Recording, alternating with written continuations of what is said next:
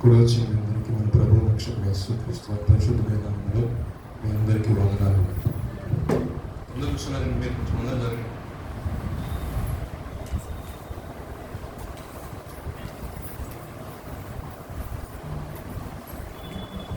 దేవుడు ప్రతి నెల ఏదో ఒక వాగ్దానం ద్వారా సంఘముతో మాట్లాడుకుంటూ వస్తున్నాం.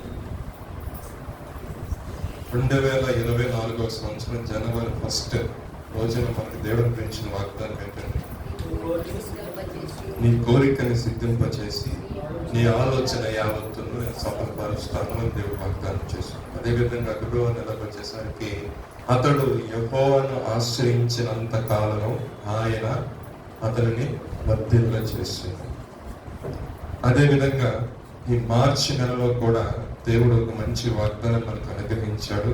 అదే నమ్ముతున్నాను, మీరు కూడా విశ్వసించండి. అంతకంటే ముందు ఈ ఒక వాగ్దాన సందేశం కూడుకొచ్చిన మనం ఒక విషయాన్ని గమనించాలి.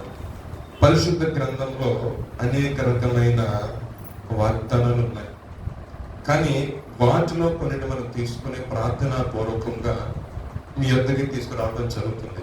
ఆ వాగ్దానాన్ని బట్టి ఇవన్నీ ఎందుకు చేస్తున్నామంటే సంఘ క్షేమాభివృద్ధి కోసం, దీని ఒక్కరికండి సంఘ క్షేమాభివృద్ధి కోసం వస్తున్న విశ్వాసుల యొక్క జీవితాల్లో దేవుడు కొన్ని వాగ్దానాలు మనం ఏం చేస్తామంటే, నేను అడుగుతాను, 2-3 సంవత్సరాల క్రితం మీరు ఎవ్రీ ఇయర్ పిఎంఎస్ తీసుకుంటారు, సారీ ప్రతి సంవత్సరం మీరు ఒక వాగ్దానం తీసుకుంటారు కదా, ఒక 4 సంవత్సరాల క్రితం తీసుకున్న వాగ్దానం గుర్తుందా చెప్పండి?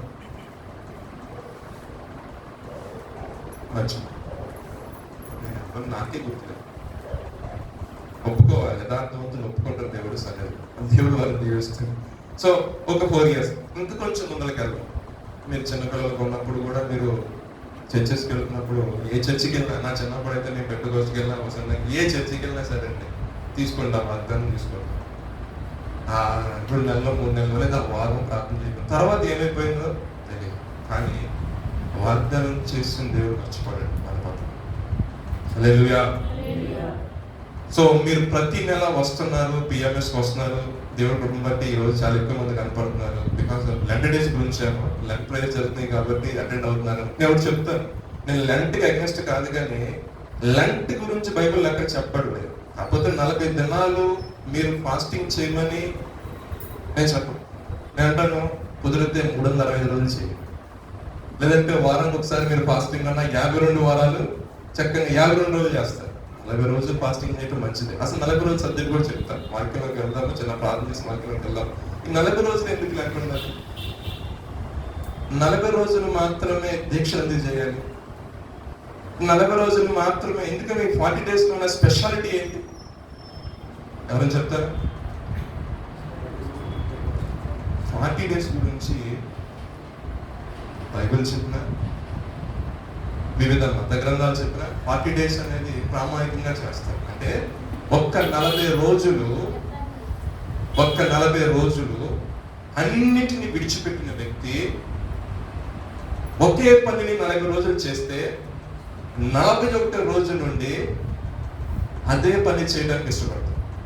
అర్థమవుతుందా? అంటే ఒక 40 రోజులు భక్తి జీవితం కొరకు ఏదైతే అది వరకు చేసావో వాటన్నిటిని వదిలేసి 40 రోజులు దేవుడికి సమీపంగా ఉంటావు కదా, 41వ రోజుకి వచ్చేసరికి ఏమవుతుందంటే పరిపూర్ణతలోకి వెళ్తుందంట. ఆత్మని దేంట్లో కలుగుతుందండి? పరిపూర్ణతలోకి వెళ్తుంది.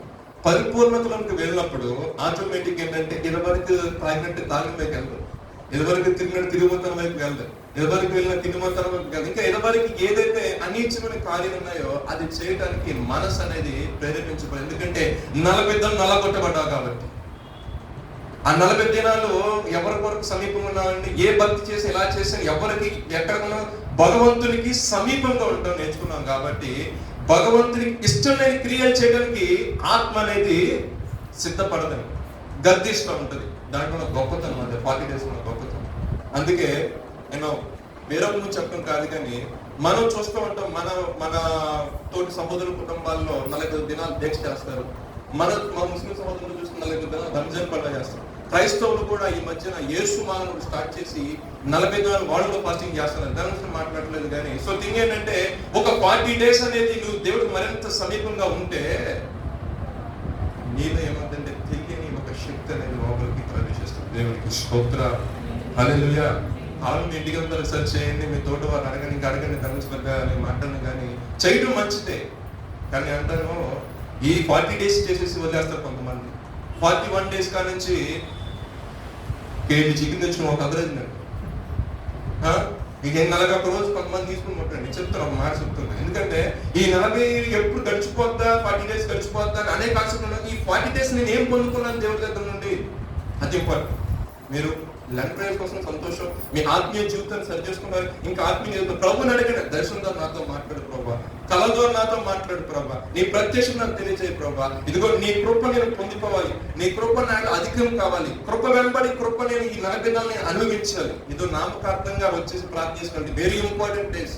మీరు వస్తున్నారంటే రోజు రెగ్యులర్ దేవుడి సన్నిధికి వస్తే చిన్న విషయం కాదు. బికాజ్ ఎందుకంటే నేను చెప్తానంటే, మీరు దేవుడి సన్నిధికి బయలుదేరుతున్నారంటే కొంతమంది మీరు చూస్తారు, మీరు అబ్జర్వ్ చేయకపోయినా మిమ్మల్ని అబ్జర్వ్ చేసే కొన్ని ఐస్ ఉంటాయి, కొన్ని కళ్ళు ఉంటాయి, మిమ్మల్ని ఎప్పుడు కూడా అబ్జర్వ్ చేస్తూ ఉంటాయి. వాళ్ళకి తెలియాలి నువ్వు ఆశ్రయించబడ్డావు. దేవునికి స్తోత్రం. ఆ రకమైన భక్తి చేయి. ఆ రకమైన భక్తి చేస్తే మనకి ఆశీర్వాదము, అదే విధంగా అనేక మందికి ఆశీర్వాదకరంగా మనము మార్చబడతాం. దేవుడు గత 2 నెలలు మనం కాచి కాపాడు. కానీ వాక్యంలో గమనించే ముందు ఈ నెలలో దేవుడు మనకు అనుగ్రహించబోయే వాగ్దాన్ని నిమిత్తం ఒక 2 నిమిషాలు ప్రార్థన చేసుకున్నారు. ప్రార్థన చేసుకున్నాం, మోకరించాం. వీరిలో మోకరించి నేను తల ముంచుకొని ప్రార్థన చేసుకున్నాను. పరిశుద్ధ జీవాధిపతి, మీకు స్తుతులు స్తోత్రాలు చెల్లిస్తున్నాము నాయన. గడిచిన కాలం అంతేగా మీ కృపలో మీరు భద్రపరచారు, కాచి కాపాడారు ప్రభా. ఈ ప్రత్యేకమైన సమయంలో ప్రభా నీ సన్నిధి ఆవాలని రీతిగా కూడుకొని నీ నామాన్ని మహిమపరచినట్లుగా, నీ నామాన్ని ఘనపరచినట్లుగా అయ్యా సజీవుల లెక్కలో మీరు ఉంచింది. దాన్ని బట్టి నీకు స్తుతులు స్తోత్రాలు చెల్లిస్తున్నాం నాయన. ఒక 40 దినములు ప్రభా నీ సన్నిధిలో ప్రభా గడపాలని, అయ్యా నీ సన్నిధి యొక్క ఆశీర్వాదాన్ని అనుభవించాలని ప్రభా మా ప్రియులు ఎంతగానో ప్రభా ప్రేరేపించబడి ప్రభా నీ సన్నిధి గురించి ప్రార్థన చేసుకుని చుండగా నీ విశేషమైన కృపను వారికి దయచేయమని ప్రార్థిస్తున్నాం నాయన. నీ విశేషమైన ఆదరణ ప్రభా కలిగించేమని ప్రార్థిస్తున్నాం నాయన. బలహీనతుంటే ప్రభా అయా వదిలి వెళ్ళిపోయినట్లు మీ కృపను దయచేయండి. ఆర్థికపరమైన ఇబ్బందులు వాటిని మీరు తొలగించండి ప్రభా. బంధకాలు వాటిని తెంచండి ప్రభా. అయా నా తండ్రి ప్రభా, బంధకాల నుంచి వారికి విడుదల కలిగించేయండి ప్రభా. నీ ఆత్మతో వారిని మీరు ముద్రించండి. ఈ 40 దినాలు ఒక గొప్ప అద్భుతం వారి కుటుంబాల వారి జీవితంలో చూసినట్ల కార్యం మీరు జరిగించమని ప్రార్థిస్తున్నాం నాయన. మరి ముఖ్యంగా ప్రభా నా తండ్రి ఈ 2024 సంవత్సరం ప్రభా అయా 2 నెలలు విచిత్రమైన కృపలో మీరు కాచి కాపాడారు ప్రభా. ఈ యొక్క 3వ నెలను ప్రవేశించుండగానే ప్రభా ఒక శ్రేష్టమైన వాగ్దానముతో మమ్మల్ని ప్రభా ఎదుర్కొని పోతున్న విధానం బట్టి మీకు స్తోత్రాలు చెల్లిస్తున్నాం నాయన. వాగ్దానం చేసిన దేవుడు నమ్మదగిన వాడన్నట్లుగా ప్రభా అయ్యా మా జీవితంలో మా యొక్క ప్రభా బ్రతుకులో ప్రతి ఒక్క వాగ్దానాన్ని మీరు నెరవేరుస్తున్నందుకు మీకు స్తోత్రాలు చెల్లిస్తున్నాం నాయన. ఆ విశ్వాసము ద్వారా ప్రభా వాగ్దానాన్ని పోగొట్టుకునే వారిగా కాకుండా ప్రభా అయ్యా విశ్వాసము కలిగి బలము కలిగి ఆ వాగ్దాన దేవుని జీవితం నెరవేరుస్తున్న ఒక విశ్వాసంతో ఒక నమ్మకంతో కొనసాగినట్లుగా ఇక ఆత్మాభిషేకం ప్రతి ఒక్కరు మీరు కుమ్మరించమని ప్రార్థిస్తున్నాం నాయన. నిలబడిన నన్ను కొన్ని నిమిషం మరుగుపరచండి నాయన. నీదైన శైలిలో, నీదైన కోణంలో నా తండ్రి, నీదైన ప్రభు మాట తీరులో సంఘముతో మీరు మాట్లాడండి. సంఘాన్ని మీరు ధైర్యపరచండి. సంఘంలో ప్రభు మీ కార్యము జరిగిస్తున్నామని మా ప్రభు మీ ప్రియకుమారుని యేసుక్రీస్తు వారి పరిశుద్ధమైన నామములో అడిగి పెట్టుకుని ప్రార్థిస్తున్నాము తండ్రి. దయచేసి అందరూ కూర్చున్నాము. యెషయా గ్రంథము 41వ అధ్యాయము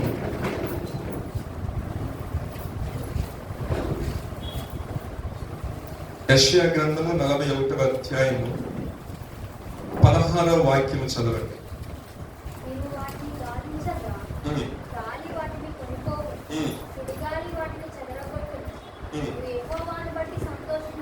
నీవు యెహోవాను బట్టి సంతోషించుదువు, ఇశ్రాయేలు పరిశుద్ధ దేవుని బట్టి అతిశయపడు. అంటే చూడండి, నీవు యెహోవాను బట్టి సంతోషించుదువు, ఇశ్రాయేలు పరిశుద్ధ దేవుని బట్టి అతిశయపడుదువు. మార్చి నెలలో ప్రభు మనకు అనుగ్రహించిన వాగ్దానం. మార్చి నెలలో ప్రార్థన చేసినప్పుడు ప్రభు మనకు అనుగ్రహించిన వాగ్దానం ఏం చెప్తానండి? నీవు యెహోవాను బట్టి సంతోషించుదువు, ఇశ్రాయేలు పరిశుద్ధ దేవుని బట్టి అతిశయపడు. ఇది మీరు అడగవచ్చు, సంతోషం అంటున్నారు, ఏ రకమైన సంతోషం వచ్చిందండి అయ్యగారు? ఏ రకమైన సంతోషం నువ్వు కావాలని కోరుకుంటున్నావు అని చెప్పు. దేవునికి స్తోత్రాలు. హల్లెలూయా. సంతోషం చాలా రకాలు ఉన్నాయి. పరిశుద్ధ గ్రంథం సెలవిస్తుంది, ఆనందించండి. మరలా చెప్తున్నాను, ప్రతి విషయంలో క్రీస్తు యేసుని బట్టి మనం ఎల్లప్పుడూ సంతోషించే వారిని ఉండాలని. ఎందుకంటే ఆయన అంటే చనిపోయి మృతులను లేచి మనల్ని నీతిమంతులుగా మార్చారంట. దాన్ని బట్టి మనం నిత్యం మనము ఆనందించే వారిగా ఉండాలి. అయితే దేవుడు ఒక వాక్యం ఏం సెలవిస్తుందంటే, నీవు యెహోవాను బట్టి సంతోషించదు. అంటే ఈ నెలలో నీ యొక్క కుటుంబంలో, నీ యొక్క జీవితంలో దేవుడు ఒక అద్భుతమైన కార్యము చేయబోతున్నాడు. ఎటువంటి అద్భుతం అంటే అది నీ హృదయానికి సంతోషాన్ని, ఆనందాన్ని కలిగజేస్తుంది. నేను పరిశుద్ధ గ్రంథం నుండి 3 చూపిస్తానండి వారి యొక్క జీవితంలో దేవుడు చేసిన మేలు నిమిత్తము. మొదటి సమయం రాసిన పత్రిక మొదటి సమయం గ్రంథము 2వ అధ్యాయం 1వ వాక్యం చదవండి. అక్కడ మనకు ఒక వ్యక్తి కనపడతారు. విజ్ఞాపన చేసి ఒక నిమిషం ఆగండి. నా హృదయము యెహోవా యందు సంతోషించున్నది. ఎవరు యందు సంతోషించమని చెప్తుందండి ఆమె? ఆ అధ్యాయం మొదటి స్టార్టింగ్ లో చూసినట్లయితే దుఃఖం ఉంది, నిట్టూర్పు ఉంది, బాధ ఉంది, కృంగుదల ఉంది. ఏముందండి? దుఃఖం ఉంది, నిట్టూర్పు ఉంది, బాధ ఉంది, కృంగుదల ఉంది. మొత్తం వికారంగా మారిపోయింది. ఎందుకని? తనకి ఎవరు లేరండి, పిల్లలు లేరు ఆమె జీవితంలో. ఆమె జీవితంలో పిల్లలు లేరు. తన తోటి కూడా సంథింగ్ ఎలకలకి ఇద్దరు మొదటి భార్య పిల్లలు ఉన్నారు, కానీ ఈమెకి పిల్లలు లేరు. భర్త ఎంత ఓదార్స్తున్నప్పటికీ కూడా ఆమెలో ఒక విచారం ఉండిపోయింది. ఆ విచారం అన్న వ్యక్తి యొక్క జీవితంలో సంతోషం ఉంటుందండి. పైకి సంతోషంగా మాట్లాడుతున్నప్పటికీ హృదయం ఏముంటుంది? విచారం ఉంటుంది. అవునంటారు కదా. భర్త ఎంతో అనేకమైన లాభమాట చెప్తున్నాడు. అయ్యో నువ్వు నాకు ఇంతకంటే గొప్పదాను కాదు, ఇది ఎంత పొగడ్తలు పొందినా ఆమె యొక్క జీవితంలో విచారం అనేది పోవట్లేదు. ఆమెకి ఏంటంటే సంతోషంగా తన యొక్క జీవితంలో బాధే ఉంది, దుఃఖమేముంది. ఎందుకంటే సూటిపోటు మాటలతో సమాజం అంటా ఉంటుంది కదా, అంటదా లేదా? ఏ శుభకార్యానికి రానివ్వరు, అవునా కదా? ఎదురొస్తే తిట్టుకుంటారు, మొహం చూసి తిట్టుకుంటారు. అబ్బా ఉదయం గుండెలు మొహం చూసి ఇంకా బాబా అనుకుంటారు. ఏమన్నా గబుక్కునే నా ఫంక్షన్ తీసినప్పుడు ఏమంటారంటే మాకంటారు. ఎన్ని అవమానాలండి, ఎన్ని నిందలు, ఎన్ని సమాజం ఎంత దూషిస్తూ ఉంటారు. అంటే ఫలింపులేని జీవితంలో ఉంది. ఇవన్నీ గమనించిన ఎక్కడికి వెళ్ళిన నింద అవమానం వస్తుందని ఎవరిని ఆశ్రయిస్తే తనకు సహాయం కలిగిందో ఆయన్నే ఆశ్రయించింది. ఆయన ఆశ్రయించి ఆయన సన్నిధిలో మొర పెడతా ఉంది. ఎటువంటి మొరపెట్టింది తెలుసండి? కన్నీరు ఏరులై పారుతా ఉంది. మొరపెట్టి ఇక మాటలు రాలేక ఇక లాస్ట్ లో మనం ప్రార్థన చేసి చేసి చేసి ఓకంత అయిపోయిన తర్వాత పెద్దలు మాత్రం కలుగుతాయి, స్వరం రాదు. అంటే హృదయంలో ఉన్న బాధ అటువంటిది. ఎవరికి చెప్పుకోలేము, చెప్పుకున్నా ఆ కష్టం ఎవరో తీర్చలేము, సహాయం చేసేవాళ్ళు ఎవరు లేరు. సహాయం ఎక్కడి నుంచి రావాలి? అక్కడి నుంచే రావాలి, పరలోకం నుంచి సహాయం రావాలి. ఏ మనిషి యొక్క నుంచి సహాయం వచ్చే ఛాన్సే లేదు, 100% లేదు అక్కడ. ఎందుకంటే 2 సంవత్సరాలు గడిచిపోయాయి. దేవుడు ఆ ద్వారాన్ని ఓపెన్ చేసిన తప్పితే గర్భాల విషయంలో ఆమెకి ఖచ్చితంగా ఏ విషయం ఇది గమనించిన వ్యక్తి ప్రార్థన చేస్తా ఉన్నాడు, దైవజనం చూస్తా ఉన్నాడు. మత్తురాలుగా ద్రాక్షరసం పక్కన పెట్టండి. నేను ద్రాక్షరసం చేత మత్తులో ఉండలేదు, నా హృదయం నాకు దేవుడి సన్నిధిలో కుమ్మరించు. దేవుడు అంటే ఆమె చేసిన ప్రార్థన అంతా ఆ గ్రంథంలో మొదటి అధ్యాయంలో చివరి ఉంటుంది మాట, యెహోవా ఆమెను జ్ఞాపకం చేసుకున్నాడ. ఆమె ఏం చేసింది? విజ్ఞాపన చేసి ఏం చేసింది? కన్నీరు గార్చింది. మనుషులు చెప్పుకొని బాధపడలేదు, తోటి వారు చెప్పుకొని బాధపడలేదు. ఎవరు తన సమస్యను తీర్చగలరో ఆ వ్యక్తి దగ్గర మెడిటేషన్ ఫైల్ చేసింది, ఆ వ్యక్తి దగ్గరికి వెళ్ళి ప్రార్థన చేసింది. నీ జీవితంలో ఏదైనా సమస్యలతో బాధపడుతున్నట్లయితే దేవుడి సన్నిధికి వస్తున్నా 40 దినాలు కాన్సెప్ట్ అనుకుని ప్రార్థన చేసుకుంటాం కదా, 40 కాదు 50 రోజులు పెట్టుకుని దేవుడు తీసుకోవడం చేయి, ప్రార్థన చేయి. దేవుడు జవాబిచ్చేంత వరకు ప్రార్థన చేయి, ఓపునంత వరకు ఉపవాసం ప్రార్థన చేయి. దేవుడు ఖచ్చితంగా సహాయం చేస్తాడు. అన్నాను పరిశుద్ధంగా యెహోవా ఆమెను జ్ఞాపకం చేసుకున్నాడు. జ్ఞాపకం చేసుకోవటం అంటే దేవుడు అద్భుతకరంగా ఆమెకు తీర్మానం చేసుకుంది. ఈ యొక్క నింద యొక్క అవమానాన్ని కనుక కొట్టివేసి నాకు కనుక గర్భఫలం ఇస్తే ఆ గర్భఫలాన్ని తీసుకొచ్చి నీ సన్నిధిలో నేను ప్రతిష్ఠిస్తాను ప్రభు. ఒక మొక్కుబడి, ఒక వరంబడిక చేసుకున్న దాన్ని బట్టి దేవుడు అద్భుతకరంగా నమ్మబడి పరిస్థితులు చెప్తుంది. ఒక మంచి ప్రవక్తను దేవుడు ఇచ్చాడు. సమయంలో ప్రవక్త రావటం జరిగింది. దాన్ని బట్టి అన్నట్టు నా హృదయము, ఇప్పుడు చదవండి 2వ అధ్యాయం, నా హృదయము యెహోవా యందు.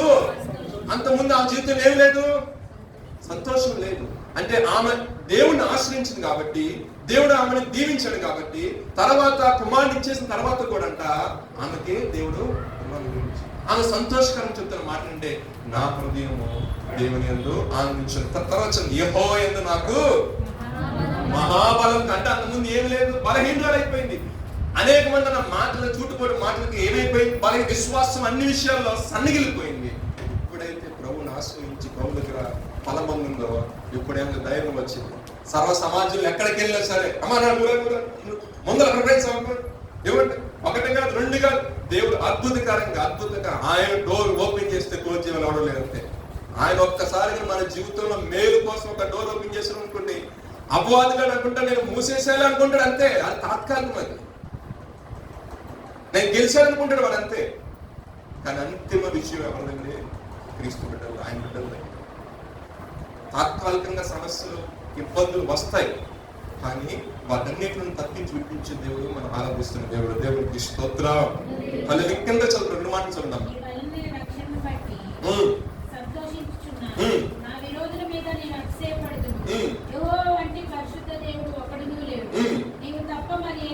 చాలండి, చాలా ఎటువంటి స్టేట్మెంట్ కూడా చూసారా? ఆయన విరోధుల మీద, అంటే ఎంతో మంది విరోధులు. ఇప్పుడు చూడండి, మామూలుగా బాధలో ఒకలా ఉంటారు, విరోధి అనుకున్న పన్ను కట్టాలి, కొడుకు అనేవారు 10 మంది ఉంటారు.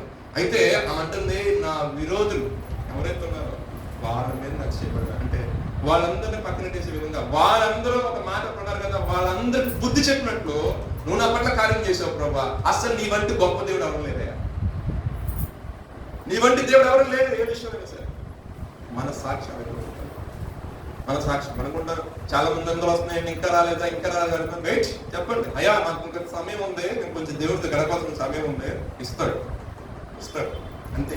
నిరీక్షణతో ఎదురు చూడాలి. నిరీక్షణ లేకుండా నేను ఈ రోజు ఏం చేసాను, ఇబ్బంది మొక్క అయిపోవాలి, రేపు మొక్క అయిపోయి 2-3 రోజులు కాయగలి ఇంకా ఫలించాలంటే ఇన్స్టెంట్ గా ఇక్కడ మిరకిల్స్ జరగదు. దేవుడు మన యొక్క విశ్వాసాన్ని చూస్తాడు, అది మనం గుర్తుపెట్టుకోవాలి. ఒకటి, దేవుడు మనల్ని బాబద్ద చూస్తాడు, మన విశ్వాసం ఎంతవరకు. ఆ విశ్వాసంలో మనం నిజమైన విశ్వాస సంబంధించిన జీవితం కొనసాగిస్తున్నాం అనుకోండి, దేవుడు ఖచ్చితంగా ఆశీర్వదిస్తాడు. కొంచెం లేట్ అవ్వచ్చు. చాలా మంది చిన్నప్పుడు సంఘాల సేవకులు చెప్పేవాళ్ళు ఏంటంటే, ఒక ఆవిడ పాపం ఏమీ లేక కూర్చుని తోట బయట కూర్చున్నదట. యజమానుడు చూసుకుంటూ లోపలిపోయాడు. అమ్మాయి నువ్వు ఎక్కడ ఉండు, నేను నీ కోసం ఇంకో తీసుకొస్తానని చెప్పాడు. యజమానుడు లోపలికి. ఈ యజమానుడు ఈ స్వప్నతోడు ఇదేం తీసుకొస్తాడు, పిల్లి పెంచుని కూడా పెట్టడు, గంట అయింది, ఇంకేం కూర్చుంటాడో నేసం వస్తుంది, నేను ఇంకో పక్కన పోతే బాగానే ఉంటుంది అనుకుని ఆమె వెళ్ళిపోయింది ఆ ప్లేస్ నుంచి. ఈ యజమాని ఏమనుకున్నాడంటే అక్కడ దగ్గర తర్వాత సరే ఇచ్చే పొలానికి ఈ రోజు సరిపోతాయి, ఓ 10 రోజులకి వెళ్తామని చెప్పేసి లోపల వాళ్ళు పిలిచి మొత్తం ఒప్పించుకొని ఈయన గోన్ సంచులన్నీ వేసుకొని వచ్చి గుమ్మగారు చూసరికి తల్లి అంటే మీకు అర్థం చెప్పింది. మా చిన్నప్పుడు మా సేవకులు మాకు అర్థమయ్యే రీతిలో చెప్పేవాడు. అంటే ఆశీర్వాదం అనేది మనం కొంచెం ఎక్స్పెక్ట్ చేస్తాం, దేవుడు బహుగా ఇవ్వాలనుకుని అనుకోండి కొంచెం ఆలస్యం, అది మీరు గమనించుకోవాలి. ఎందుకంటే ప్రాక్టికల్ గా మా జీవితంలో చాలా మంది వచ్చే సాక్ష్యాలే కావచ్చు, మా జీవితం మేము అనుభవించాం కాబట్టి కొంచెం డిలే అవుతుంది.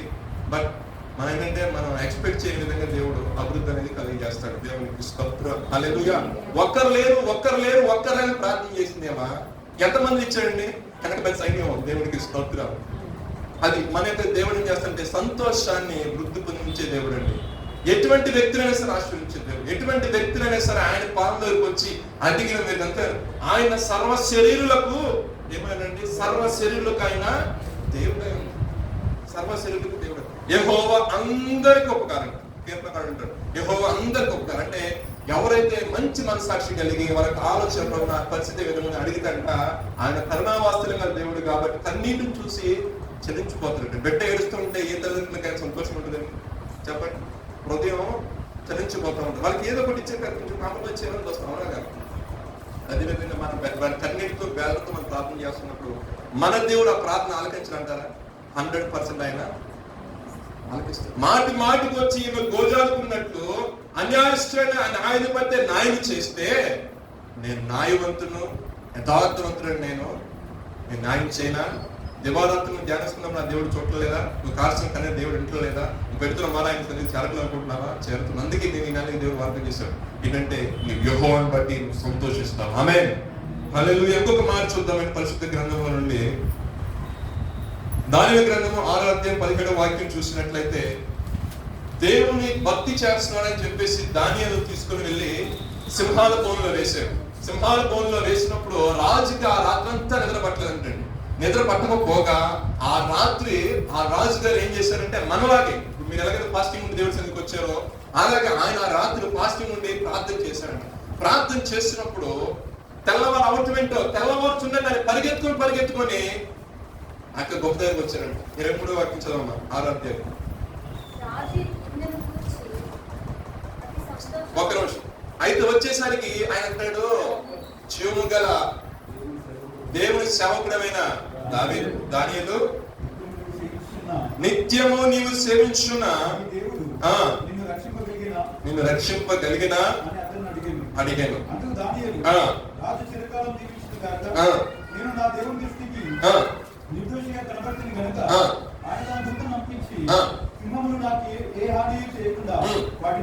ఒక నిమిషం, నేను ఒక మాట యాడ్ చేయాలనుకుంటున్నాను. అంటే దేవుని దృష్టిలో మనం ఎలా ఉండాలండి అంటే ఒక పాయింట్ ఆఫ్ యాడింగ్ చెప్పి ఎలా ఉండాలండి అంటే, గొప్ప అపాయకరమైన పరిస్థితులు వచ్చినప్పటికీ కూడా దేవుడు మనకు సహాయం చేయాలంటే మనం ఎలా ఉండాలి చెప్పండి. ఎప్పుడు చదవం కదా ఆయన ఏం చెప్తున్నాడు, నేను దేవుని దృష్టికి ఎలా కనపడండి ఆయన నిర్దోషిగా. అంటే ఆయనకి ఏ దోషం కనపడదండి. ఇవి చూసినట్లయితే అసలు ఆ శాస్త్రం చేసింది కోసం దేవుని ఆరాధిస్తున్నాడు, దేవుని గణపరుస్తున్నాడు, అంచెంచెలుగా అభివృద్ధి అయిపోతున్నాడు, నానాడికి అభివృద్ధి అయిపోతున్నాడు. అసలు ఆ ప్రార్థనే తీసేస్తే ఏంటంటే, అసలు ఆ ప్రార్థన జీవితమే తీసేస్తే దానియేలు జీవితంలో అండి ఎడపోతే గుర్తుకు వెళ్ళిపోతున్నాడు. ప్లాన్ చేసే శత్రువు చేసే పని ఏంటంటే, ఏది మనకి ఆశీర్వాదకరంగా ఉంటుందో, ఏది మనకి దీవెన, దానికి మూలాన్ని ఎదుగుతాడు వాడు. అర్థమైందా? దానికి మూలాన్ని ఎదిగి ఆ మూలాన్ని పట్టుకొని ఎదుగుతూ ఉంటాడు. ఇక మన దగ్గర ఏంటంటే మన ప్లేస్ లోకి వెళ్ళకూడదు. అంటే ఎగ్జాంపుల్ చెప్తూ చూడండి, మీరు అన్ని విషయాలు జయించి రావడానికి గల ప్రార్థన జీవితం ఉందనుకోండి, జయించడానికి గల రీజన్ మీకు ప్రేయర్ అనుకోండి. ఎగ్జాంపుల్ అంటే మీరు ఫ్యామిలీ ప్రేయర్ చేసుకుంటూ ఉంటారు, కుటుంబ ప్రార్థన చేస్తూ ఉంటారు. కుటుంబంలో ప్రార్థన చేసినప్పుడు అందరూ ఏక మనసుతో ప్రార్థన చేస్తాం, అవునా కదా? మంచి మనసుతో ప్రార్థన చేస్తాం, సమస్య అన్నింటిని బట్టి ప్రార్థన చేస్తాం. అప్పుడు సమస్యకి ఏమైనా తాగుంటుందండి, కుటుంబ కలహాలు ఏమైనా తాగుంటుందంటారా? ఏది రాదు. నువ్వు ఆశ్రయించబడతావు, కుటుంబం నాన్న అవ్వదు. కానీ వాడు కన్ను వాడవు కదా, అపోజిట్ కన్ను వాడవు కదా. వాళ్ళు ఏది కూడా జగడం పెట్టండి కుటుంబాన్ని పెడతాడు, తీసుకొచ్చి ఎక్కడ పెడతాడు? కుటుంబంలో పెట్టినప్పుడు ఏమైంది? ఏక మనసు కాస్త చంచల మనసు అయిపోతుంది. ఏం ప్రార్థన చేస్తున్నావు, ఎటు ప్రార్థన చేస్తున్నాము, ఏమేమి ప్రార్థన చేస్తున్నావు కూడా అర్థం కాని పరిస్థితిలో ప్రార్థన చేస్తాం. అంటే వాడు ఎక్కడ ఆడుకుంటాడు, ఆ రూట్ను ఎదగడానికి ఏదైతే కారణం ఉందో ఆ ప్రార్థన జీవితం మీద పడడానికి వస్తాడు ఎప్పుడైనా. అంటే నువ్వు నీతిమంతుడిగా నిర్దోషంగా ఎదుగుతున్నావు అనుకోండి, నేను అనీతిమంతుడిగా తీర్చి దేవుడు వీడు దోషి, వీడు పనిగా కార్యం చేశాడు, వీడు పనులు చేశాడు, వాడి పనే ఫిర్యాదుదారు. జకరియా 3వ అధ్యాయం అంటాడు కదా, ఏమంటాడంటే, సాతాను ఫిర్యాదుదారుడే యెహోషువ మీదకి వస్తాడు. ప్రధాన యాజకుడు యెహోషువ గురించి చెప్తా ఉంటాడు. దేవుడు వింటాడు. తర్వాత ఆయన ఇవ్వాల్సిన ఎక్స్ప్లెనేషన్ తర్వాత చూద్దాం అనుకుంటారు. రేపు వాక్యంలో చూద్దాం. సాటర్డే ఈవినింగ్స్ అని చెప్పి తీసుకుంటారు. సో థింగ్ ఏంటంటే, మన వ్యక్తిగత జీవితంలో మనకి ఎప్పుడు కూడా బ్యాక్ బోన్ నిలబడి ఏంటంటే అది ప్రార్థన అండి. దేవుడికి స్తోత్రాలు. ఆ ప్రార్థన జీవితంగా లేకపోయింది అనుకోండి, వెన్నుపోసిన కూడా పరిస్థితి ఉంటుంది. చెప్పండి, నిలబడగలుగుతారు, పరిపాలన చేసుకోగలుగుతారు. రైతు దేశానికి వెన్నుముక లాంటిదని చెప్తారు. నా చిన్నప్పటి నుండి ఇంట్లో ఉండేవాడు. రైతు లేకపోతే పరిస్థితి ఏంటంటే, ఇప్పుడు కేజీ బియ్యం అందరూ అనుకుంటున్నారు 100 రూపాయలు కొనుక్కోవాలి పరిస్థితి ఏర్పడింది. ఇన్ ఫ్యూచర్ లో రైతులు లేకపోయింది అనుకోండి, మన దేశంలోనే మనమే బియ్యం 200 రూపాయలు కొనుక్కోవాలి కేజీ అనంటే మామూలు చెప్తున్నా. అలాగే ప్రతి క్రైస్తవుల యొక్క జీవితంలో ఇక్కడ ప్రార్థన చాలా ప్రాముఖ్యమే. దానియేలు ఆశ్రయించబడగల కారణం ఏంటి? ఆయన దినములకు మారు ప్రార్థన చేస్తున్నాడు. యెరూషలేము తట్టు కిటికీలు తీసి చేతులెత్తి ఆయన ప్రార్థన చేస్తూ ఉండేవాడు. ఎందుకంటే చెరలో కొంతమంది ఉన్నారు, బందీకరణలో కొంతమంది వెళ్ళిపోయారు. దేవుడు వాగ్దానం చేశాడు, వాగ్దానం చేసి ఇస్తామని. కానీ శ్రమలు, ఇబ్బందులు, కష్టాలు, ఉపద్రవాలు, వారికంటూ సొంత ఆస్తి కానీ సొంత ప్రదేశం కానీ తమ ఉనికి తమకు చాటుకోవడానికి ఏమి లేకుండా పరిస్థితులు ఉండాలని ఆయన ఏడుపు ఉంది. మా ప్రజల పరిస్థితి ఏంటి ప్రభావం, వాగ్దానం చేస్తాం, మా పరిస్థితి ఎలా ఉంది అంటే ఆయన స్వార్థం కోసం ఆయన చేసుకోవాలి. కాకపోతే తన ప్రజల కోసం, ఇశ్రాయేలు ప్రజల కొరకు ఆయన ప్రార్థన చేస్తూ ఉంటారు.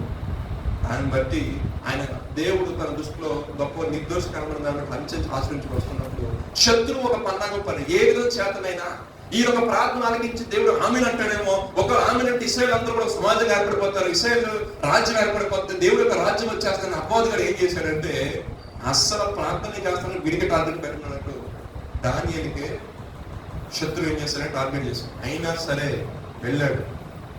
దేవుడు కొన్ని విషయాలు ఎలా చేస్తాడుగా, ఎందుకంటే అపవాదిగాడు అంట మన సింహాసనం ప్రయత్నం చేస్తున్నప్పుడు వాడు కూడా మన దగ్గర వెంటబడతా ఉంటున్నాడు.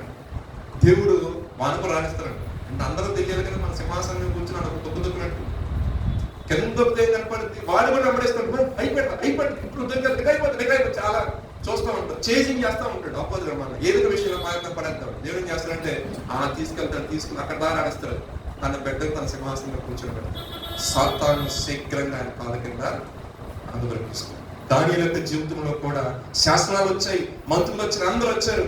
రాజుకి ఇష్టం ఉంది దానిల మీద, కానీ ఈ ఇష్టం ఏదైనా సరే కొత్త శాసనం మార్చేస్తాడనంటే మాదీయులు పాల్చులకు శాసనం ప్రకారం మీరు నడవాలి రాజా అని చెప్పేసరికి ఈయన మళ్ళీ ఆలోచనలు ఇంక్లూడ్ చేశారు. కాబట్టి రేపొద్దు ఈ రాజులకి ఇబ్బంది అయితే మన ఇష్టం లేకనే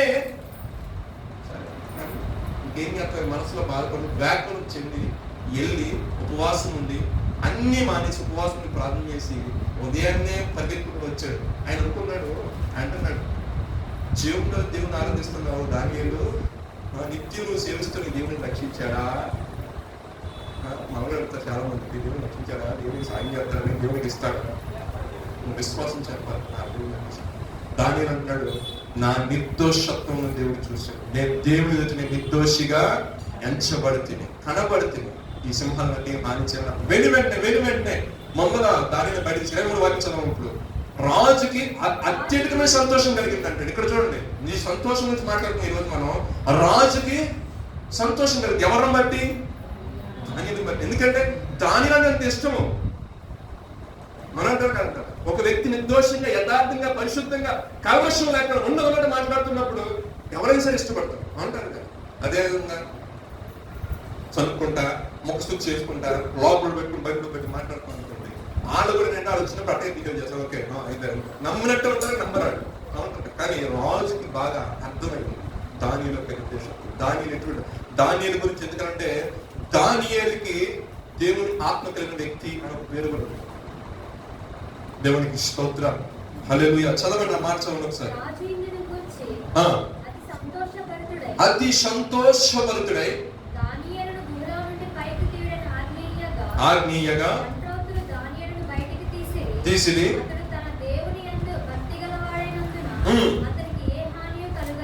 చాలు చూడండి. ఇక్కడ ఒక చిన్న మాట, ఏముందంటే దేవుని యందు మనం ఏం చేస్తున్నామండి, మనం భక్తి చేస్తున్నాం. అంటే సింహాల బోన్లో ఉండవలసిన పరిస్థితులు, అంటే ప్రతికూలమైన పరిస్థితులు, అంటే మనకి ఇక అత్త ఇక అంటే లైఫ్ ఇంతే 99% ఇంకా నెక్స్ట్ డే లేదు. ఆ సిచ్యువేషన్ కొంతమంది ఇప్పుడు దాని సిచ్యువేషన్ అంటే ఈ రోజే ఇక రేపు దానిలో ఉంటాయో లేదు. కొంతమంది జీవితాల్లో కూడా అలాగే ఉన్న సిచ్యువేషన్స్ వస్తూ ఉంటాయి. కానీ ఆయన చేసిన భక్తి అంట దేవుడు చూశాడు, దేవుడు మెచ్చాడు. కాబట్టి దేవుడే అతని విషయంలో జోక్యం చేసుకున్నాడు. దేవుడికి స్తోత్రం. రాజు రావటం వెంటో వెనువెంటనే బయట తీశాడు. దీనికి కారణభూతులైన వాడిని వాళ్ళ కుటుంబాన్ని మాకు బాగుంటాడు. వాళ్ళు కింద రాక ముందే సింహాలు ఏం చేశాడే, పొడిచి వేసిందంటే ఎముకలు ఎక్కడ అంటే మొత్తం ఫీల్ చేశాయంట. చూడండి, నిజంగా ఈ మాటలు తలుచుకుంటుంటే నిజంగా ఒక వ్యక్తిని దేవుడు రక్షించాలి, ఒక వ్యక్తిని కాపాడాలని ఫిక్స్ అయితే ఆయన కాపాడేస్తాడంటే. ఆయన కానీ ఫిక్స్ అనుకోండి, ఆయనకి నచ్చాము అంటే ఆయన ఏ రకంగా సరే ఆ వ్యక్తిని కాపాడడానికి ఏదైనా చేస్తాడు. ఆయన సింహాల్లో కూర్చోబెట్టాడు. ఆయన ఆకలి వెళ్ళేదనుకుంటాడు నాకు తెలిసి.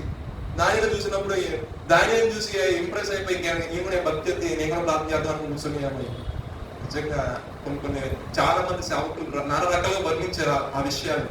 సరే మన సమయం లేదు కాబట్టి మనం ఇంకొక వాటిలోకి వెళ్దాము. 23 వాక్యం చదవలేము, 27 ఒకసారి చదవ, 27 చదవ. ఈ మాట చెప్తున్న వ్యక్తి ఎవరు తెలుసా? ఆ రాజు. ఎవరైతే దానియేలుని తీసుకొచ్చాడో బబులోను రాజు, ఆ రాజు చెప్తున్న మాట ఏంటంటే ఒక శాస్త్రాన్ని ఇచ్చాడు. దానియేలు ఆరాధిస్తున్న దేవుడే నిజమైన దేవుడు. దానియేలు దేవుని కాక ఎవరికి దేవుడు ఆరాధించారనుకో, అందుకు సింహం గోలేస్తాం. ఒక శాసనం చేయండి అబ్బాయి అని చెప్పేసి ఒక శాసనం ఇచ్చేసి దాని విషయంలో 27 వాక్యం ఒక మాట సెలవిస్తుంది. చదవండి ఒకసారి. ఆయన విడిపించువాడును రక్షించువాడైంది పరమందును భూమి మీదను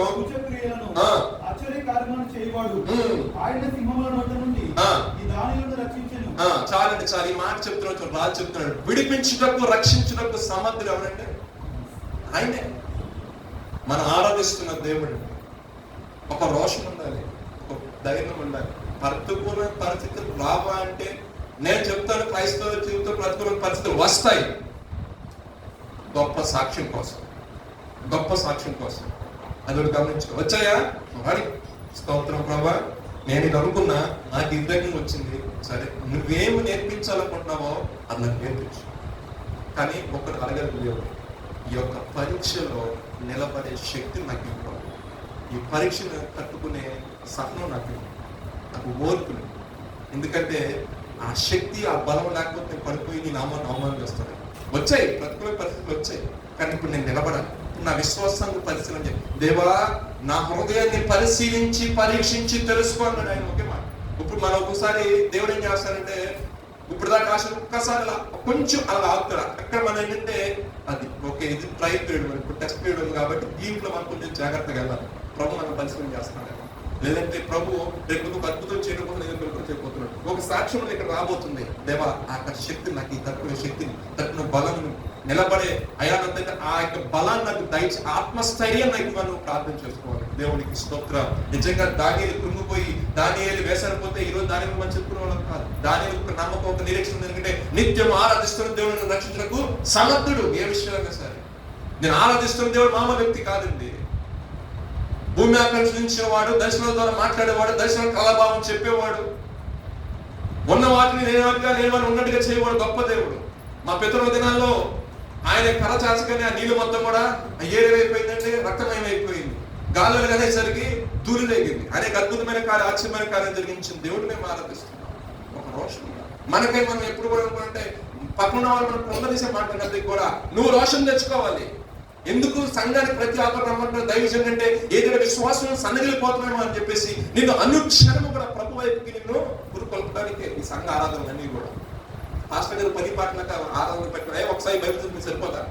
మీకు రాదా జ్ఞానం? కానీ ఎందుకంటే బోధిస్తున్న పదే అదే పాయింట్ బోధిస్తున్నారు. మీకంటే మీ యొక్క విశ్వాసాన్ని నానాటికి బిల్డప్ చేయాలి కదా, మీ యొక్క విశ్వాసాన్ని నానాటికి అభివృద్ధి చెందించాలి కదా. నువ్వు విశ్వాసంలో అభివృద్ధి పాస్టర్ గారికి కోట్లు వస్తాయి ఎంతేమన్నా, లేదా దైవజనం మా వర్క్ నుంచి ఎవాంజలిస్ట్కి కోట్లు వస్తాయి, ఏమి రాదు. కానీ నువ్వు ఆశ్రయించబడతావు. నీ మూలంగా అనేక మంది ఆశ్రయించబడతావు. నువ్వు అనేక మందికి ఆశీర్వాదకరంగా మార్చు, అన్ని జనులకు నువ్వు వెలుగుగా మార్చు. అది దేవుని యొక్క అనాథ సంకల్పం. దాని కొరకు ఒక దైవజనం ఏర్పరచుకుని, దానికోసం సంఘాన్ని ఏర్పరిచి, దానికోసం దేవుని పిలిచేవాడు. ఆ విషయాన్ని మనం గమనించాలి. దేవునికి స్తోత్రం. చివరికి ఒక మాట చూద్దామండి. చివరికి ఒక మాట, హబక్కూకు 3వ అధ్యాయం 18-19 వాక్యాలు చూసినట్లయితే చాలా మంది అంటారు ఏమున్నా లేకపోయినా సరే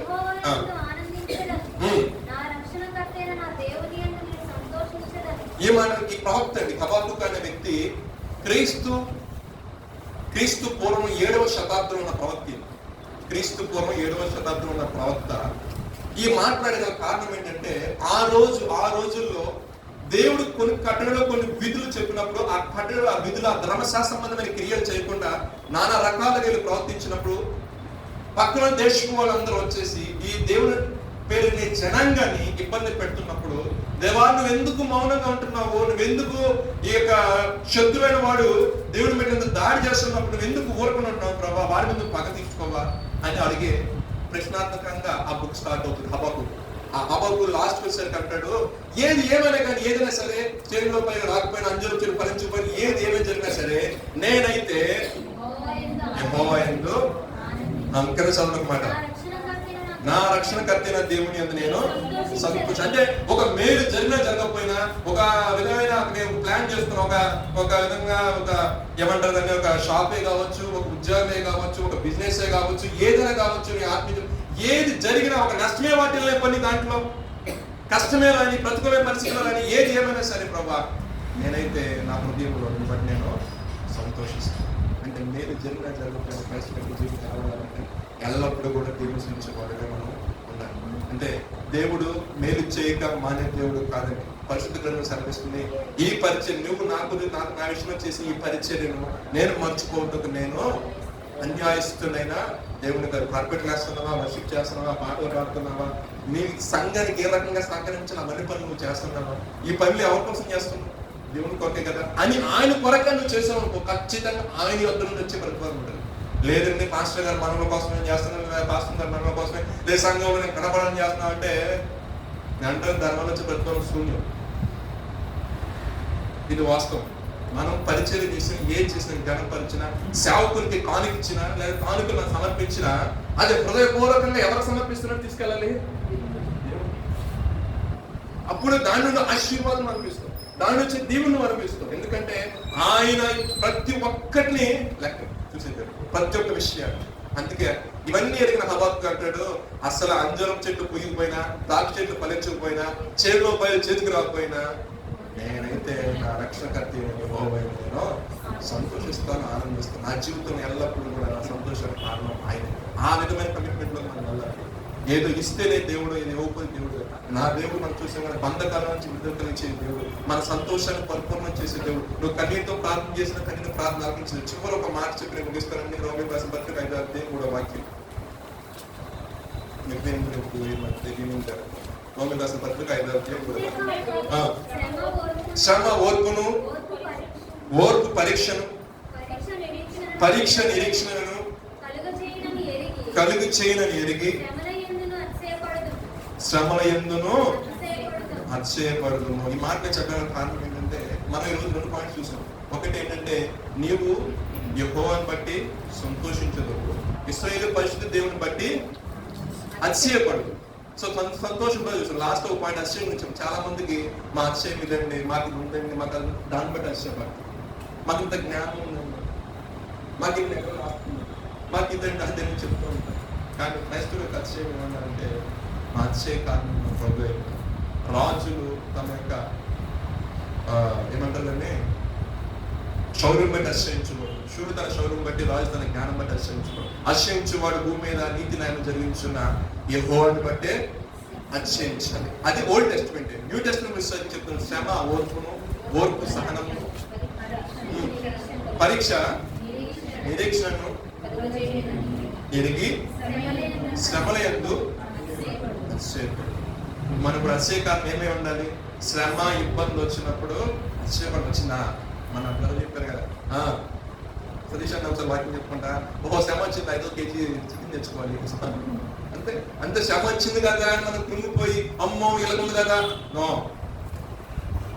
మనం మన మన డిస్టర్బెన్స్ దాన్ని తీసేసేయండి. మమ్మల్ని క్రైస్తవ డిస్టర్బెన్స్ దాన్ని తీసిపడండి. శ్రమ వచ్చిందా, ఇబ్బంది వచ్చిందా, పాల్గొని ఇంతకంటే అధికమైన శ్రమ ఉండదు. ముందు ఉన్న ఆనందం కొరకే అవమానాన్ని లెక్క చేయలేదు. ఏమంటారు? ఎప్పుడు కోసం పెద్ద పండుగ ముందున్న ఆనందం కొరకు ఇప్పటి కాలంలో అంటే అవమానాన్ని ఆయన లెక్క చేయలేదు.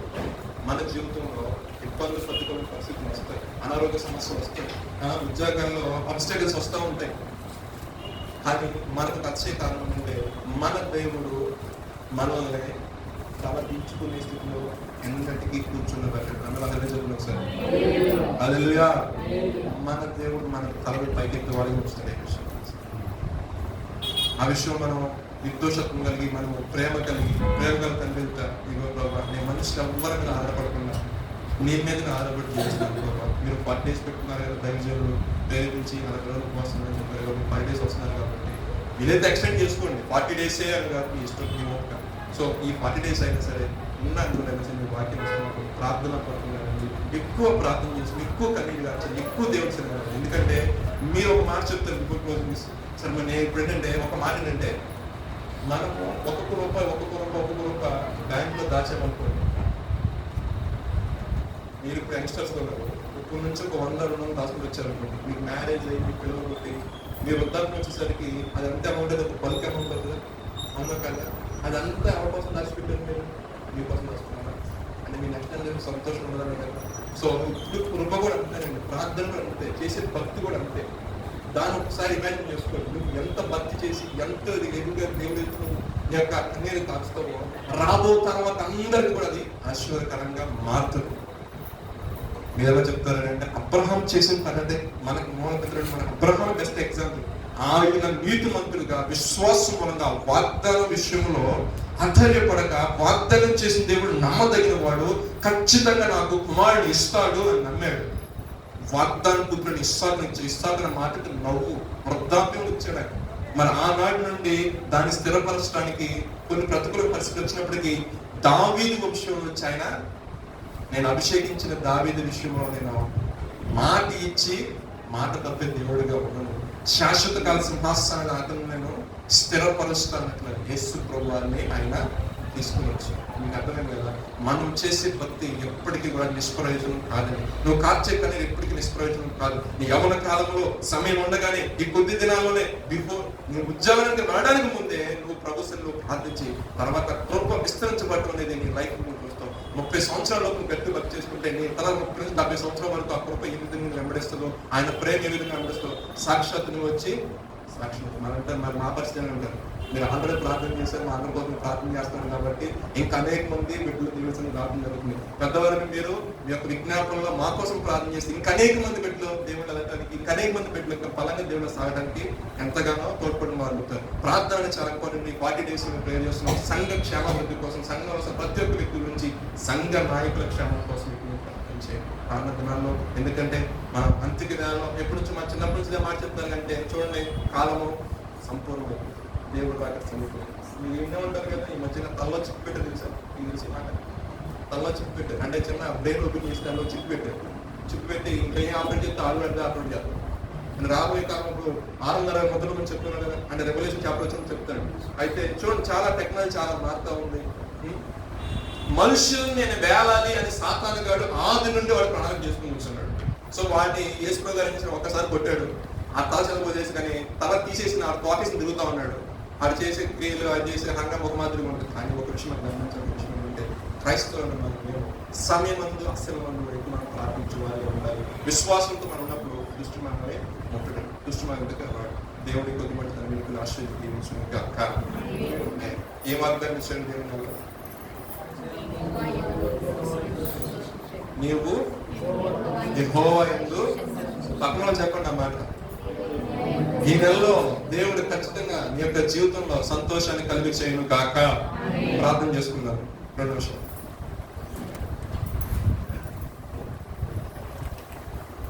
పరిశుద్ధ రాజ్యాధిపతి మీకు స్తోత్రాలు చెల్లిస్తున్నాను. ఒక శ్రేష్టమైన ప్రభావ వాక్య లేఖనంతో ఈ సాయంకాలంలో మాతో మీరు మాట్లాడే విధానం బట్టి మీకు వందనాలు. నిజంగా ఉపవాసం ఉండి ప్రభావ అలాంటి దినాలు ప్రభావ సన్నిధిలో కనిపెట్టుకోవడానికి వస్తున్నాను. ఆయన మా బిడ్డలు మీరు గుర్తు చేసుకుని ఒక శ్రేష్టమైన ప్రభావ లేఖనాన్ని సంఘాలను గ్రహించారు ప్రభావ. నీవు యెహోవా యందు సంతోషించగలరు. ఈ చేస్తున్న ఈ భక్తి మూలంగా ఒక సంతోషం, ఒక ఆనందము కలుగుతుంది అనే ప్రభావ ముందుగానే ప్రవచనాత్మకంగా మీరు మాట్లాడే మాటను బట్టి నీకు స్తోత్రాలు చెల్లిస్తున్నాం. ఆయన మా అతిశయ కాలంలో నీవే ప్రభా, శ్రమ ఓర్పు ప్రభా, నిరీక్షణ ప్రభా నా తండ్రి. అయా మా యొక్క జీవితాల్లో ప్రభా నా తండ్రి ముందు కొనసాగినట్లు, ఆత్మ సంబంధంగా మేము ఎదుగునట్లు ప్రభా ఈ చేస్తున్న ఈ భక్తి అయా మా శక్తి మా బలం కాదు కానీ మాకు ఆత్మస్థైర్యాన్ని పరిశుద్ధాత్మకు దయచేయండి. అయా తన యొక్క జీవితంలో ఎంతో అవమానం చూసింది, ఎంతో నిందను చూసింది. అయా చుట్టుపక్కల అన్న మాటలు ఎంతోగానో అయ్యా విరోధ స్వభావం అన్న మాటలన్నింటినీ చూసింది. తనలో తాను కృంగిపోయింది.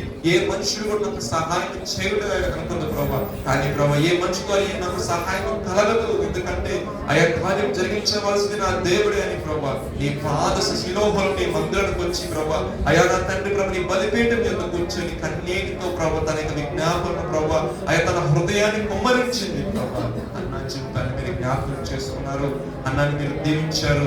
ఇప్పుడైతే నా హృదయము యెహోవాను బట్టి సంతోషించున్నదని ప్రభా ఆ బిడ్డ సాక్ష్యం ఇచ్చినట్లుగా ఆమెను మీరు జ్ఞాపకం చేసుకునే కార్యం జరిగించిన మహాపరిశుద్ధుడా, ఈ రాత్రి కాల మందు ఆశతో నీ మందిరంకి వచ్చి ప్రభా అయా నా తండ్రి ప్రభా అయా నా తండ్రి మొరపెడుతున్నా అయా అన్నది ప్రభా అయా తల్లిని సహోదరులను ఒక్కసారి మీరు జ్ఞాపకం చేసుకుని వారి హృదయ అంతరంగంలో ఉన్న వేదన ఆవేదన దేవుడు ప్రభా. అయ్యా నా తండ్రి మేము క్రైస్తవులైన మా భక్తిని కొనసాగిస్తున్నాం. దుష్టుడు ఎంతగానో ప్రభా ఇబ్బంది పరచాలని, అవమానపరచాలని ఆ యొక్క తంత్రాలు సంధించి ప్రభా అయ్యా బంధించి ఉండగా ప్రభా అయ్యా నా తండ్రి ఏ మనుషునికి అది సాధ్యం కాకపోవచ్చు కానీ అయ్యా నీకు సమస్తము సాధ్యమే ప్రభా. అయ్యా నీకు సమస్తము సాధ్యమేనాయన. అయ్యా కృప చూపించే దేవా నీకు సమస్తము సాధ్యమేనాయన.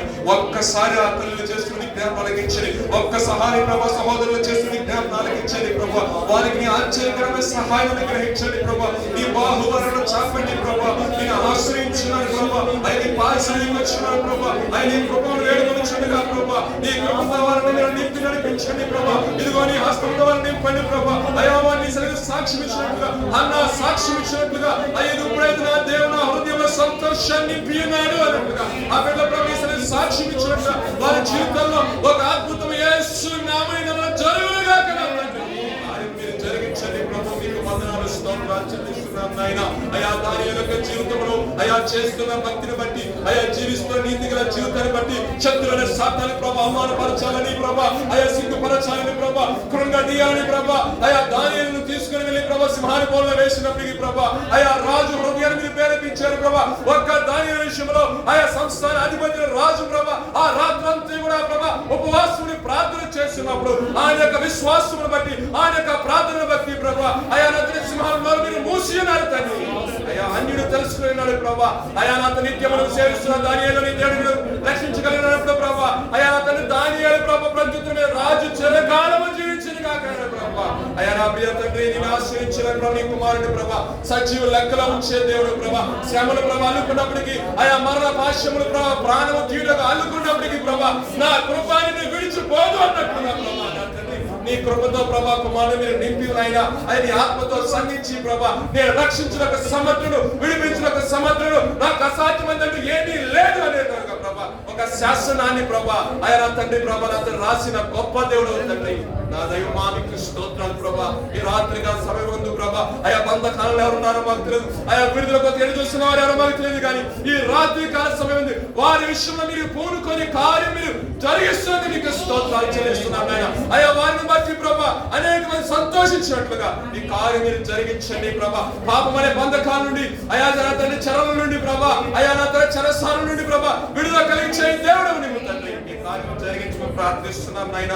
అయా క్రైస్తవుల మేము ప్రభా మా బ్రతుకుల మా జీవితంలో అయా నా తండ్రి ప్రభా అయా ఆశీర్వాదం గురించి ప్రభా ప్రార్థిస్తుండగా ఏమున్నా లేకపోయినా ప్రభా అయా అభివృద్ధి ఉన్నా లేకపోయినా మా అతిశయానికి కారణము మా ఆనందానికి కారణము మా సంతోషానికి కారణము నీవే ప్రభా అని ప్రభుని కనపరిచినట్లుగా మమ్మల్ని మీరు దీవించండి ఆశీర్వదించండి ప్రభా. అయా మీ ఆత్మతో నింపు నడిపిస్తున్నామని మరొక్కసారి ప్రభా ఈ సాయంకాలపు దీవెనతో మీరు నింపండి ప్రభా.